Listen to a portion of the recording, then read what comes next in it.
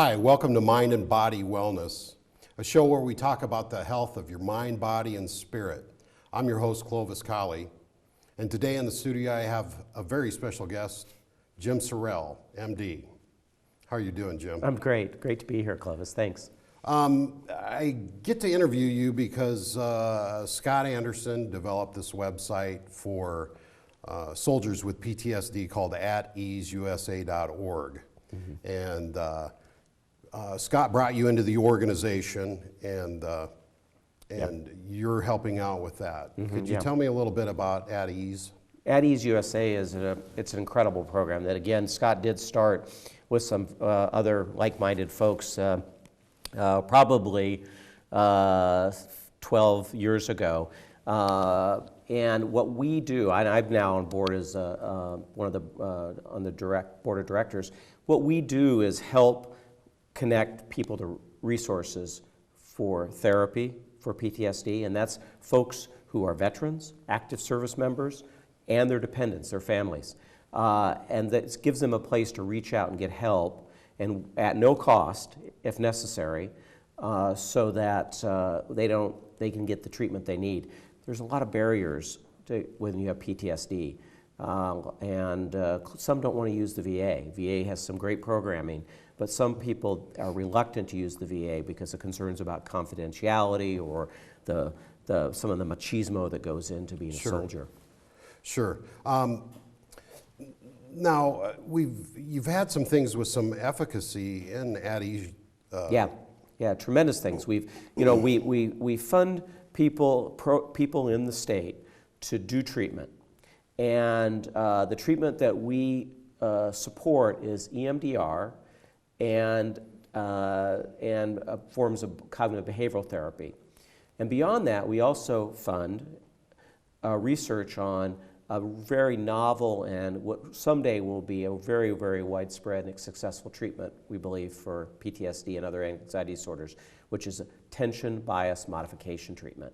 Okay. Could you tell us what that means? Yeah, it's a big name, but the concept is relatively simple, is that we know that at the root of many anxiety disorders like PTSD is that people have some biases cognitively, unconsciously even, that set them up for symptoms and for feeling bad. In anxiety and PTSD, it's the perception of a threat. It's paying attention to things that are perceived as threats over and above the other things in your environment. And that when you can train people with the use of very simple computer programming to start to ignore these threats, which are on the computer programs are a hostile face or a negative word, and you get them over repetition and training to get them to reduce their response to that negative threat. And then, lo and behold, we see that generalizes and they report fewer symptoms of their PTSD. And symptoms of PTSD can be feeling very numb and unresponsive and dissociated from your surroundings, and then that alternating with being an exaggerated startle reflex, being able to sleep and to calm down, being very jumpy, responding to a firecracker as if it was a gunshot, for instance. I think when people see it, they think, okay, well, the guy's just having flashbacks. But this thing permeates every part of their lives. I mean, there's, and you tell me, alcoholism evolved, marriage problems relating to children, friendships, employment. This is Absolutely. a really the phenomena of PTSD is a response to trauma, and either a single relatively severe, out of the ordinary negative experience.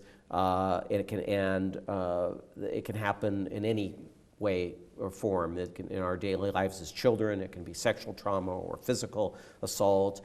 Clearly, what we focused on at Ease USA to this point has been on veterans and active service members who experience combat-related trauma because of the incredible problem that the veterans of Afghanistan and Iraq and those campaigns have experienced, where anywhere from 10 to 20% of them come home with PTSD. But so there's psychiatric symptoms. There's that anxiety symptoms like the flashbacks and what I talked about before, the hyper responsiveness and the sense of being disconnected from your environment. But then there's also ways that people cope with that by withdrawing. It upsets their emotional and life and their relationships. So we see, unfortunately, and untreated, this can lead to domestic violence. It can lead to alcoholism to cope with some of those symptoms.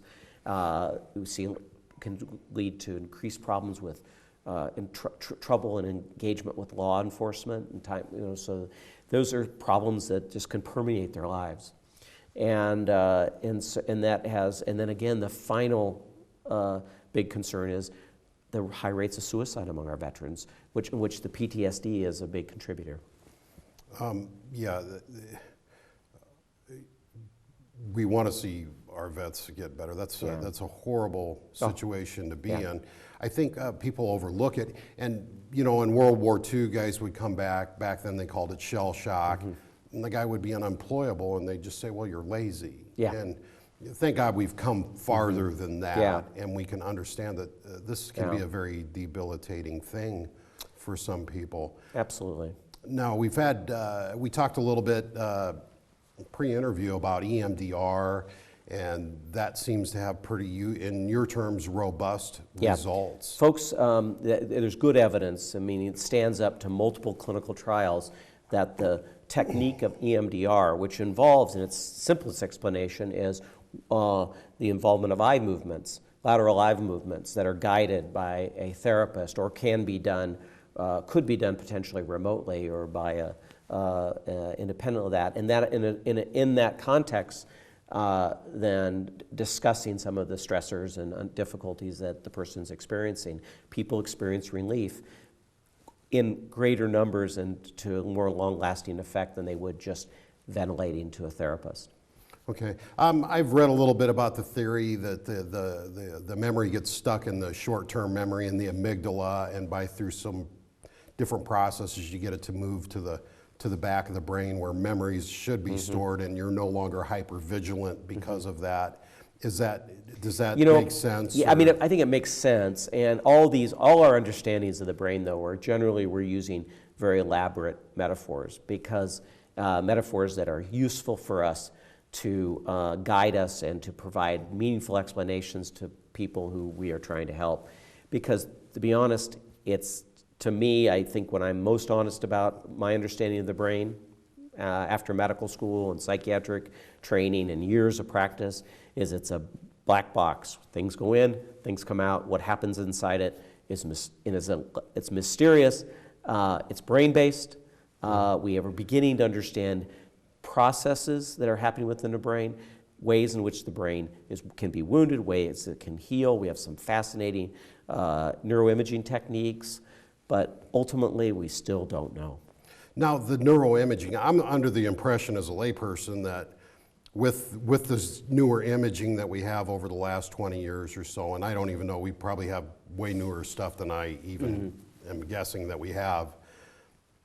Does that really give us a leg up on understanding what the... It can, and we're actually at Eddie's USA. Part of the funding that we have made available as to Creighton University and UNMC has been to participate in to have these same people that are getting treated with the attention bias therapy modification, is that we're comparing their management of anxiety in the test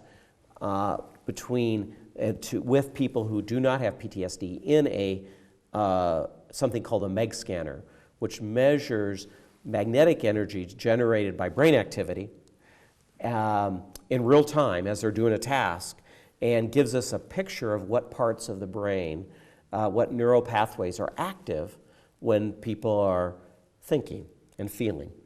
And again, those are different based on having PTSD versus not. So that's another piece that we're excited in Omaha to be able to do here as well.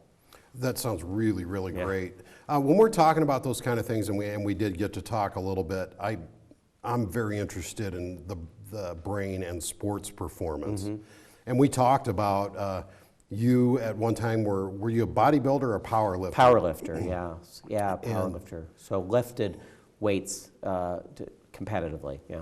And you know, I never really realized that competitive weightlifters go into the zone or the pocket, or musicians call it the pocket. And we were talking about that phenomena, how time slows down, and I try to play a little bit of competitive pool. I don't know how competitive I am, but you know, those kind of things can bring out the best, and it can bring out your flaws. Yes, yeah. Do we get to look at some of those things that are going on in the brain and sports performance? And you know, there's that. There can be that. In fact, I know at UNL there's some efforts.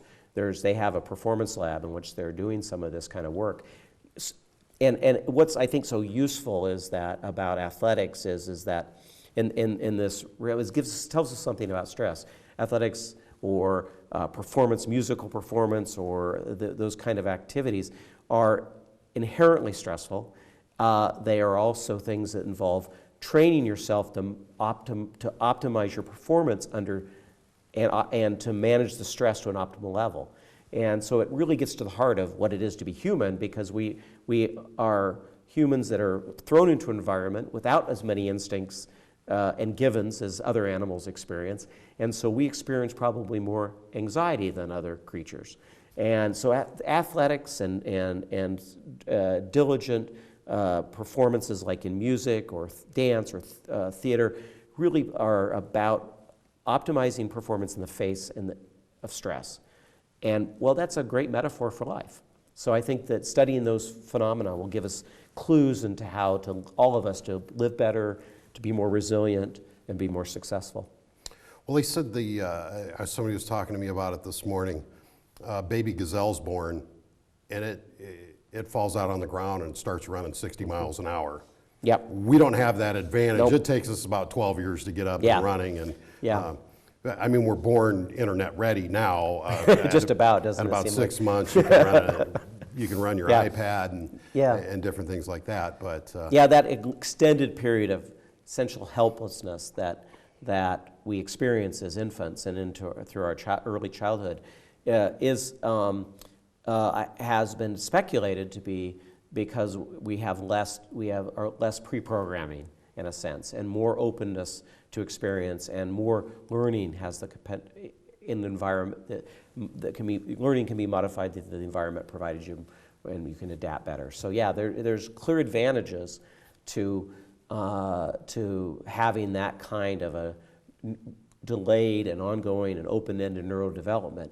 Now, the stressors can be that not all environments are optimal. You have broken homes, or where there's lots of violence, or there's malnutrition, or there's other threats that can be, or in real that leaves people very vulnerable. That leaves sort of scars or deformities in your cognitive development, let's say, that can leave you open to vulnerabilities later in life. And speaking, about PTSD, some of those early experiences may set people up down the road to when they experience threats later in life.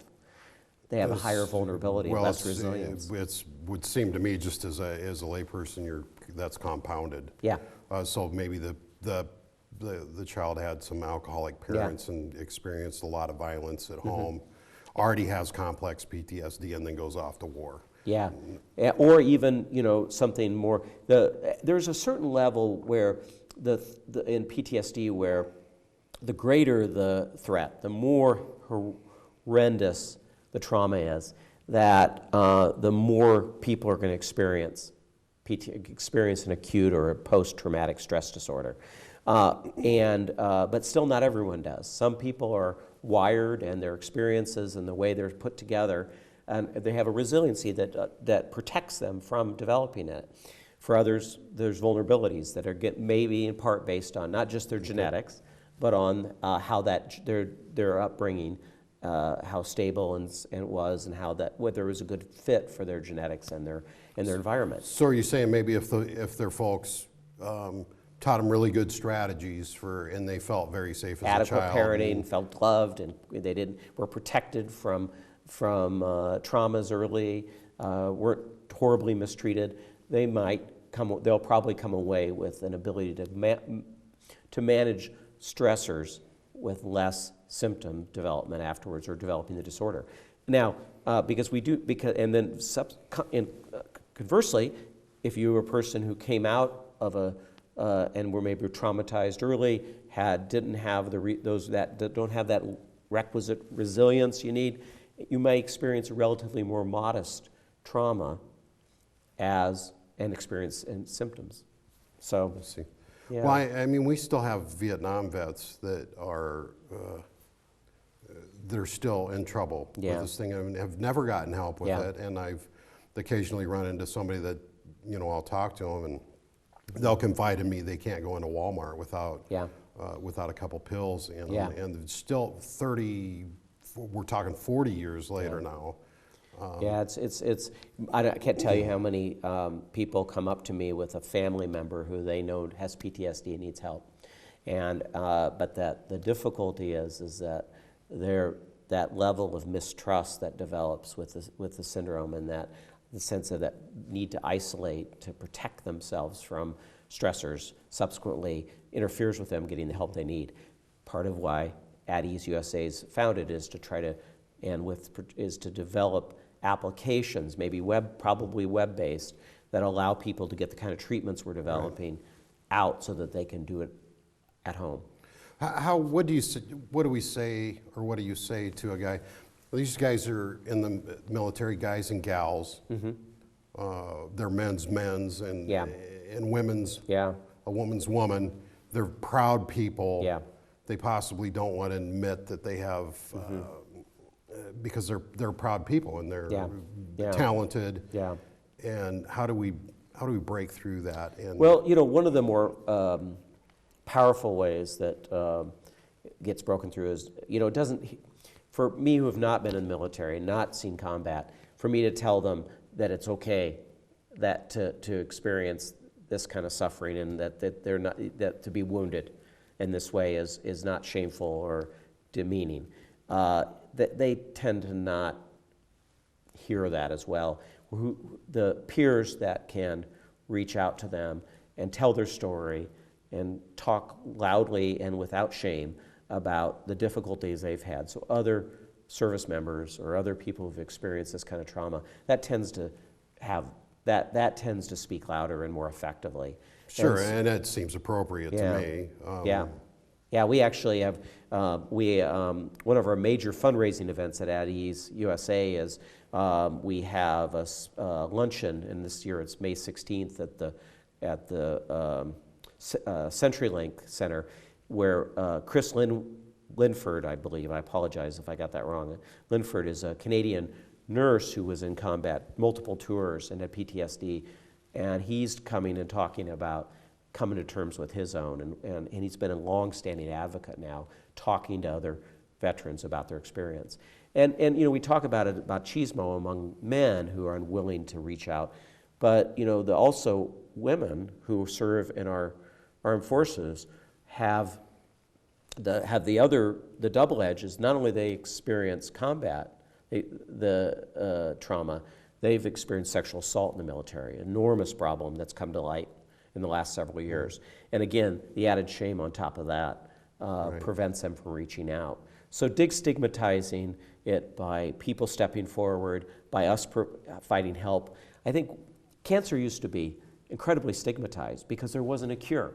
There was no hope. So to have cancer was a shameful thing. HIV has, the stigma associated with that has declined as effective treatments developed. Mental illness, as we do better jobs with mental health interventions, the stigma will go down as well. I hope it's quickly. I hope so too. What kind of things have we been able to do over at easeusa.org, and what do you offer? How do people get hooked up down there? And well, you know, we're a group of folks who've come together and to help to offer services through agencies that are already existing and built up in the state. The Women's Center for Advancement, Lutheran Family Service. We hope soon that several other agencies statewide and individual people that are providing mental health services statewide will be able to to do that. One of the things we've done recently, just this fall, is 30 folks came, applied and were accepted statewide to receive EMDR training so that they can take that effective modality back to their practices and accept folks that we can refer to them in the community. So we offer a referral system. We provide, we will get them to the treatment provider they need, and if there's gaps in their insurance coverage or they don't have coverage, we will cover that cost. And for them, active service members, veterans, whether they've been in the Navy or the National Guard, and their families, children and spouses, will provide that support. The other thing we do is the research arm, which is through Creighton University. Dr. Badura Brack is a psychologist who is doing some cutting-edge research on attention bias modification in collaboration with folks at the NIMH and Tel Aviv University and Columbia University, and also with UNMC, Dr. Wilson, who does that neuroimaging, the MAG scanner. Okay. So, and we're going to see that possibly rolled out in how long?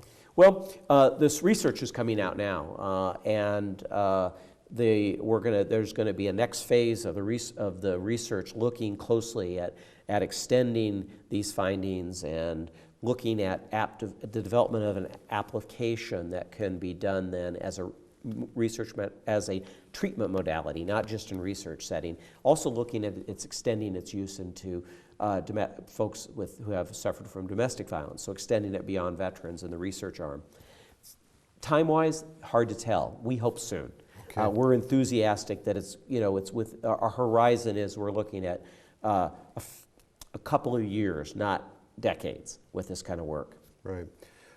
Shifting gears a little bit, are we more mentally ill as a society, or are we more aware as a society now and more willing to look at it and deal with it? There is a little more transparency in people's suffering now than before. It's difficult to tell in my mind, whether or not we have more mental illness than we did 50 years ago, for instance, or 100 years ago. It's certainly, we have extended the diagnosis of mental illness onto the shoulders of major conditions. Used to be we'd only considered somebody clinically depressed who was so profoundly depressed they might not be able to get out of bed, or they had attempted suicide, or we would consider, and now we've extended to look at other more subtle disorders that may not be quite so severe, but can still have a very negative impact on a person's well-being. And so we have, similar things come with disorders like attention deficit hyperactivity disorder. There's a core syndrome that was recognized 80 years ago with children. Now we extend it to kids who may just have modest difficulty sitting still and paying attention. So there's a trend towards extending the reach of what we think of as being a mental illness, philosophical and sort of problem more than a clinical one. So I'm not sure. Certainly, things like addictions, for instance, probably aren't increasing over the years. The highest rates of alcohol misuse and problems in the United States probably were in the colonial period and declined after that. So I think it depends on different settings. You can't, and you look at different neighborhoods, different communities, different populations where there are more problems than others. Hard to tell, though, whether we have more. There are unique problems with the complexity of our lives now. Sure. That bring up new difficulties, obviously. We're not going to be able to quantify a lot of things. Do you find that frustrating as a doctor? Yeah, it's a tough, going into psychiatry, was a step away from, some of my peers were like, why would you do that? You can do anything in medicine, and there are things that are more solid, more defined in medicine that one can do. To step into psychiatry is to step into something that sometimes can feel a little more nebulous, and gains can feel elusive. But on the other hand, it's also the heart of the human experience you're dealing with, and that line between what's a disorder or what's a disease versus what's wellness or what's health. It's not a sharp delineation. It's a spectrum. But the encouraging thing is people can move along that spectrum. You can't not have cancer. If you got cancer, you get cured of it, but you can't have a little bit of cancer and then have less in some ways. You can have more mental health. You can have less depression in some meaningful ways. Sure. And so it can be, so there's things, the measuring stick's different, I think, in some ways.